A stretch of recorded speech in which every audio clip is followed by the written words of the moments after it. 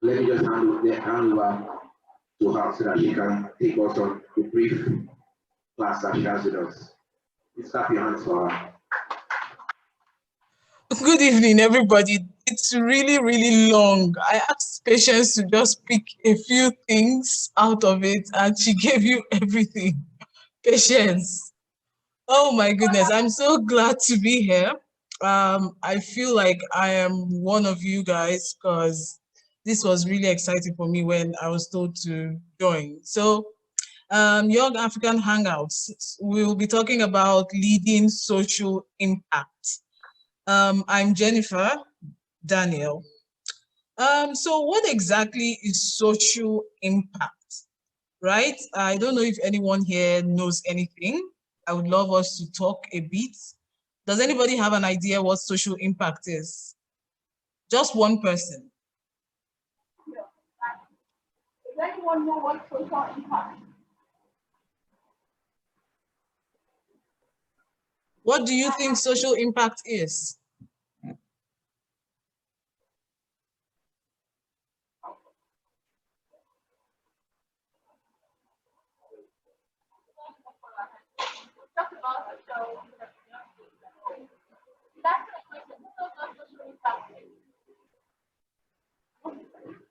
Okay,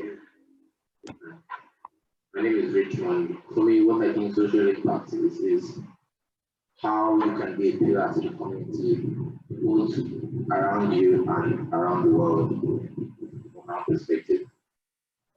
Exactly. Thank you very much. Social impact is about making change, adding value to yourself, your immediate community, and then at a larger scale, the global scene.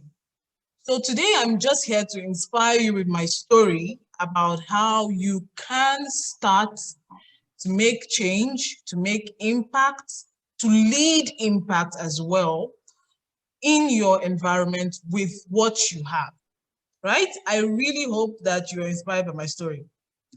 So I'm going to tell you guys a little bit about me, right?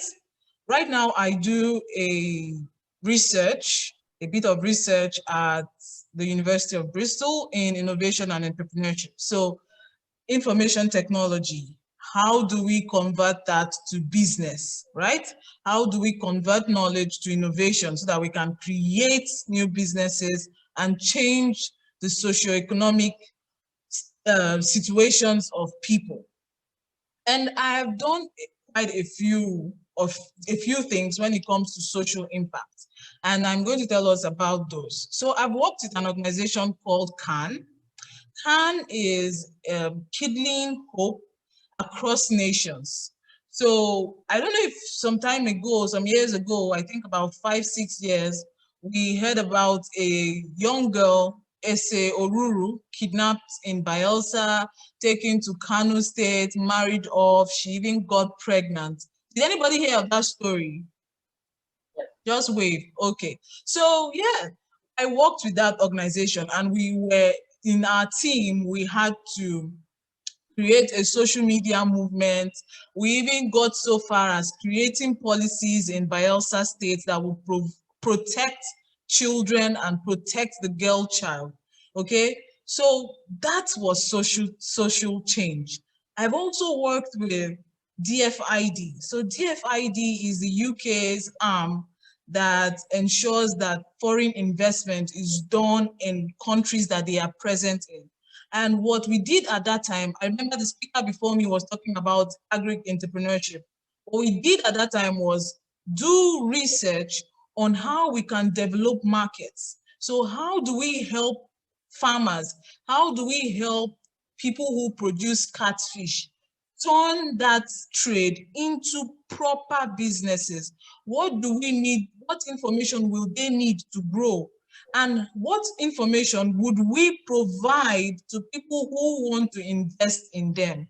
That was the kind of work that we did at DFID, and that made us travel a lot around the Niger Delta.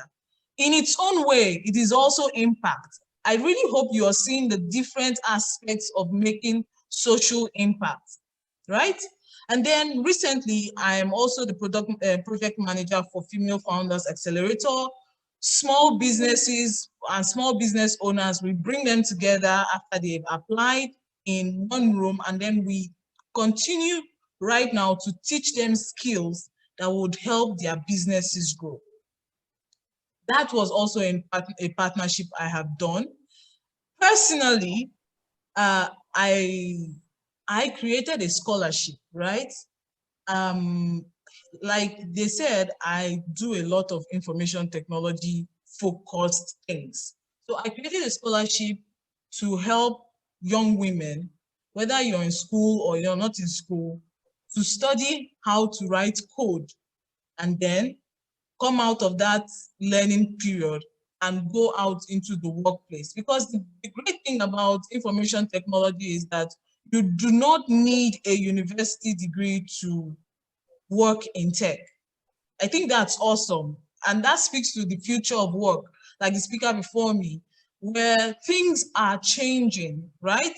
You do not need 4 years of degrees, although that is not bad, but if you have the skill, you can go ahead to work and make a living and make life better for yourself, change the economic situation of your family, and at a larger scale, your community. I also work with an organization called Indigitus. Indigitus is a digital missions organization. So what we do is you bring your skill, whatever part of skill that you have, whatever type of skill you have, you bring it into Indigitus and we give you platforms to use that skill to reach people for Christ. I am Christian, so I hope you don't mind as I talk about Indigitus. All these partnerships address various ways that we can use our skills, our talents, our innate knowledge and wisdom to affect lives, to change lives. So that's why I'm taking the time to tell you about them, right? And for some of them, I had to apply, I had to write an application letter. For some of them, I was recommended. Some of them, I had to make myself available free of charge. For some of them, I had to go and look for them to be a part of them. And I'm going to tell you why I'm telling you all these things later on in this presentation. It has not all been rosy, right? So for example, I've had some failures and I listed one of them here. This project called Color the Citadel was actually just supposed to be something simple. You know how you sit down in your head and you plan everything out, but when reality happens, it takes a whole different shift. So Color the Citadel was a very simple idea. I do not like the way nursery and primary schools look. In terms of government and public nursery and primary schools, they are always dirty, right? It's like, you know the problem we have with the maintenance culture in Nigeria. They are always dirty. When you see them in movies, I don't know if you've seen Hollywood movies where they show African schools. I don't know if anybody has watched Beasts of No Nation. They always show our schools as very dirty, very unkempt, not suitable for learning. And I just didn't like it. And I wanted to make change, which is also a very important part of leading social impact. You have to do things that are close to your heart, and you have to start somewhere. So back to my story. I went out, I live in Lagos right now. I moved to Lagos from Port Harcourt just a couple of years ago. And I went out to some government-owned primary and nursery schools, not even secondary, because I didn't want the too much red tapeism and bureaucracy to hold me back. I wanted to just do this thing sharp, you know, do it and be happy that I've made impact. So I went to a lot of these schools, headmistresses and headmasters, and the story was different. You have to get permission from this. You have to use the government colors to paint the school. In fact, some of the heads of these schools, they say that I should not do anything. I should just bring the money to them and then they will take care of it. So after a while, I lost that energy and I started doing my research, my PhD. So I had to let it go, right? it has not all been rosy. Sometimes you would genuinely want to make change, you would genuinely want to make impact, but it just doesn't work out. And when it doesn't work out, it gives you that ability to take a step back, look at everything that has happened. What ways would I have done it better? What were my mistakes? What were my errors? Would I have done this thing better if I had a partnership, right? Would I have done it better in the coming years if I had my own money and I wasn't going to ask people for money to do this project? So that is one of the reasons. Failures are never a bad thing. Failures are always learning points. And then here, I'm also telling you guys about my place of origin. So we're in Port Harcourt right now. You guys are in Port Harcourt. And I don't know if you know about Gopana or if you've been to Bayelsa State. I don't know if you know about Ogbea. So this is my origin. This is where my blood comes from. This is where my roots are, right? But why am I actually telling you guys about this thing? If you look at the map of Nigeria, if you take a very good look at the map of Nigeria, Ogoni is not pointed out on the map. Neither is Ogbea. So it's like you are so unimportant to the story of Nigeria that you are not even put on the map. Your language is spoken by a little bit more than your dialect, more than 100,000 people, nothing more. So that is how irrelevant you can look at your origin. But I'm telling you now that it doesn't matter at all where you come from. It doesn't matter what you have in your hands, because that's another fear. Oh, making social impact sounds like this huge, big thing. No, it doesn't. It doesn't. You can start with what you have from where you are. Okay? Am I making sense? All right. All right. Then finally, I'm telling you guys how old I am. I think at some point I even heard the previous speaker talking about age and how it is irrelevant to today's world. And I totally agree. I totally agree. I'm only 27, but if you look at the things that I have done, I think personally that I have done a lot for my age, because you have to be your number one cheerleader. You have to praise yourself, even though you feel like, oh, at this age, I should have done this, I should have done that, I should have this, I should have that. But wherever you are, I want to believe that the average age of people attending right now is about 20, 18 to 20. So you can start. You're not too young. Don't be afraid. You're not too young. You're not too old as well.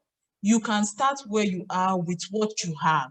All you need to have is faith in your ideas, faith in your ability to execute, and just have diligence, right? And then, of course, you need to have a plan. You need to write it down. You need to write your milestones down. Add timelines to it. Okay, let's go back to Follow the Citadel, the project that failed. It came to my head last year, December, right? And this is February. I didn't want to waste time to prolong it, and then it's not going to go on in the end. You just waste your time and all that. So I wrote everything down, added timelines to it, wrote the processes I was going to follow. I created a plan, okay?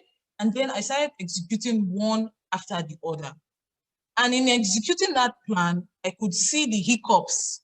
I could see that, okay, this thing is not going to work. I even got to the point where I got an organization to support financially, although we didn't go through with it because the headmistresses and headmasters were not being supportive, right? But when you have plans, when you're determined, when you're diligent, trust me, with faith and with providence, you are going to achieve what you have set your mind out to achieve, no matter how little it is, and you have to start somewhere. Okay, so how do we actually make social impact? The first thing here is You need to identify problems and challenges affecting you directly. What is that thing that you don't like? The gutter in front of your house is smelling. Why not organize a rally that all the young people in your school or all the young people of your age group in that environment, in your compound, will clean that toilet, the gutters every week? Look for something that it's pinching you. Don't just, it's not for the government. Forget the government. Social impact is about you and your ability to do things, to execute, right? What is affecting you? You don't like the way your school looks. Start a painting campaign like I wanted to do with Color the Citadel. You don't like the way anything is happening. You don't like the way the market is dirty. Raise funds. So I'm going to tell you about a lady who I've forgotten the name of our organization, but I'll tell you what she did. She was about rounding up her NYSC, according to the story she told us. And at one point, I don't know whether she went to the market or somewhere, and she saw this man, crippled man, that had no wheelchair. And something in her wanted to do something about it. She knew nobody. It wasn't her state. She did not live in that state or region. So like she knew nobody. But her goal, and she could envision it, she could see it clearly, that she wanted this man to have a wheelchair. It affected her because she couldn't sleep at night. That was her own problem. So she had to find a way. She went out talking to people, talking to the Ministry of Women Affairs, and the way life works is once you go out to get something, once you start using the law of attraction, things will definitely happen. You just have to start. As I said from the beginning, you have to start. So once she started talking to people, things started falling in place. I'm not saying it was easy. It took a very long time, but she saw that goal and she did not give up. Every day she woke up, she saw it in her mind's eyes that she wanted to do that thing. So let's come back to what I was saying. What problem? I would have, if I was there, I would have loved us to just bounce back ideas about the problems that you think you see in your environment, right? Now have clear objectives about how you're going to solve this problem. So you want to clear the gutters. You are clearing gutters, or you're not filling potholes, you're not building new gutters, you are not building slabs on top of the gutters. You need to be very clear. And then why are you doing it? Why do you want to clear the gutters? Is it because health-wise it's not good for you, your family? Is it because the smell is offensive? Is it because the gutters clog? And when it rains, the gutters clog the road, so water does not flow. You need to be clear about why you are doing what you are doing. If you are not clear about it, you are going to get tired along the line, okay? Next, leverage your skills. This is the using what you have in your hand. People will tell you that service businesses are always the best compared to product businesses, although I don't actually agree, because a service business, you can start it anytime. So if you know how to make hair, you can just have comb and you start making hair and you start making money. If you want to sell clothes, you have to buy the clothes, buy the products and all that, right? So you need to start with what you have in your hands. What skills do you have? Are you a great orator? Do you know how to speak? Are you a great writer? Do you know how to write very well? Is your writing compelling? Do you have a phone? No matter how backo you think your phone is, you can make videos. If you think you're funny, you can use comedy to make impact, right? We all know about this Macaroni guy. He has created a platform for himself. You have to use what you have in your hands. And that thing you have is your uniqueness. And you can start where you are with that thing you have. Next, engage your network. So I was telling you guys earlier that some of those partnerships that I did, I got them through recommendations and all that. Your network is very important. I think people say your network is your net worth, right? Your net worth, the people you know are the people who will change your life. People are what God will use to change your life. I don't know if I'm making sense, but people are so important. Like, me being here talking to you is because of people. It's because of connections. I don't know who tells people that, oh, connections is a bad thing. No, forget that mindset. Connections are one of the greatest tools every human being has.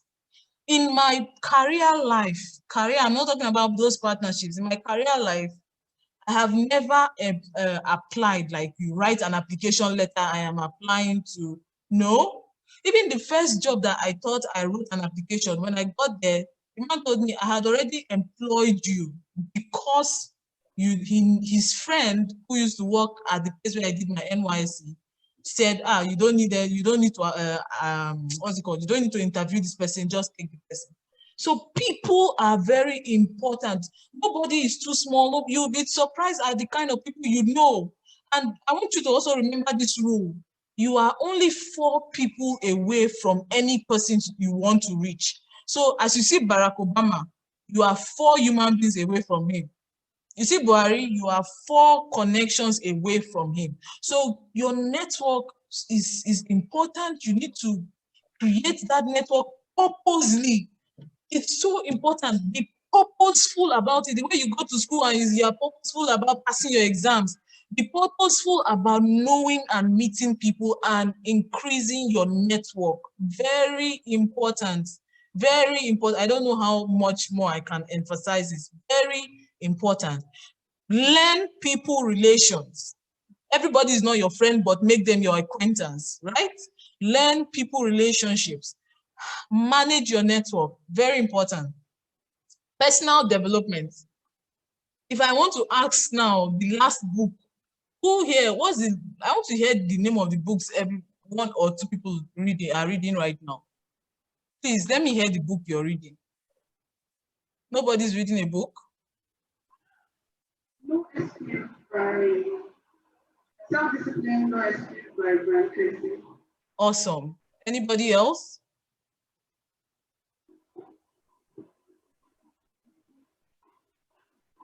I think I just finished Testament of the 12 Patriarchs. Great, awesome. Talks about the testaments of all the 12 children of Jacob. Nice. Anybody else? Yes. I'm reading a book by Pastor Chris called titled How to Make Your Faith Work. I'm also reading a book titled Jesus, is it Jesus the Healer by F.F. Bosworth. Healing in Christ, something about healing by F.F. Bosworth. Wow, that's awesome. Anybody else?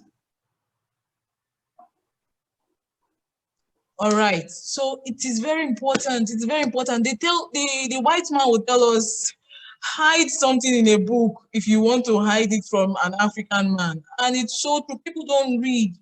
You need to develop yourself. It is not easy. Like, that is hard work. Reading is hard work. You want to make it in life, you need to read. You need to invest in books. Right? And it mustn't be books. Go online. There are articles. Read. You must develop yourself. Read about social impact. Read the previous stories of people that have done the things that you want to do. Read the stories of the people you want to become, right? So you want to become a Bill Gates. It's not by prayer. Prayer no go work. It no go work, right? You need to read. What does Bill Gates know about investments? What does Bill Gates know about running a business? What did Bill Gates do at age 18? What did Bill Gates do at age 25, at age 40? You can't know all these things if you don't read. And then readers when you see a reader, they're just different. They are just different in the way they speak. You stand out. The way you execute is different. even when it comes to making money, the way you think about the concept of money is different. The way you think about values, different, right? So it is pertinent that you develop yourself. If not, you see that map that they don't show those of us that don't appear in the map because we're tiny ethnicities in the South, you will never stand out. Why do you think Ensaro stood out? Why do you think Wole Soyinka stood out? All these intellectuals, you have to read, you have to develop yourself. And lastly, you have to provide value. Forget the money. It's hard. It's hard because you have needs. And then sometimes you see ways to make money out of trying to create impact. Although I'm not talking about social entrepreneurship right now, I'm talking about making impact and changing lives and adding value to your community. You need to understand what it means to provide value. Make an addition. If somebody sends you something, put something on top, right? They say if somebody sends you, they say women turn houses into homes. That's adding value. So if somebody gives you air, filter it and turn it to oxygen. If somebody gives you something, anything, make it better. Let it be your signature. From today, just make it your signature that you are the person that if I want to make something better, I will go to. People should go to you to make things better. People should go to you for that extra easy, no matter how tiny it is. Even if it means just crossing a T or dotting an I, always, or consciously do it. Add value. That is the only way you can stand out in 2020, in the 21st century, and the centuries to come. Okay? And when you provide value, believe me, and trust God, obviously, that money will come in due course. You just have to be patient enough, patient and consistent enough for that value to come. Are we together? All right. So once you've done all those things, you also need to be able to measure your impact so that you can talk to people about it, right? So you're clearing gutters. Who is benefiting from your clearing of the gutters? How are they benefiting from clearing gutters? How many people, if you want to estimate, are clearing gutters? You have to measure. We need to be empirical. We cannot be the Nigerians of before. The Nigerians of today that you and I are, and you and I are trying to be, are people that can quantify things. We can measure so that you say, okay, I'm making this impact. If a DFID comes to meet you tomorrow to grow what you started, where do you start from if you cannot measure, if you're not keeping records of the number and the measure of impact you're making? Okay, so it's really important that we measure. It's really important that we track, no matter how small it is, how much impact we are making. And that is about it for me. Thank you very much for your time. I am on Instagram. I have a website. You can also send me an email if you are interested in mentorship.